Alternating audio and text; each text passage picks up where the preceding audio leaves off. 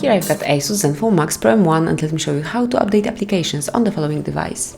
So at first, let's open your home store, in my case it's Play Store, then slide to open more functions, go to My Apps and Games, and as you can see here you've got the update, so you can either update each particular application by tapping on update over here and wait a couple of seconds until the update is downloaded and then installed.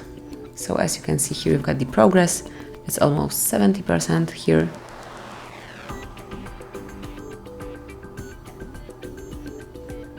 Just one more, and as you can see now Google Chrome has been installed, so just a few more seconds.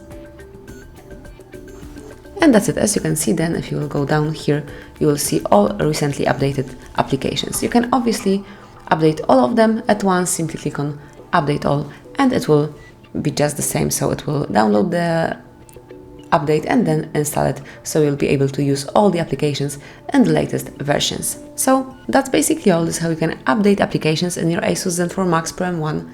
Thank you for watching, please subscribe our channel and leave the thumbs up.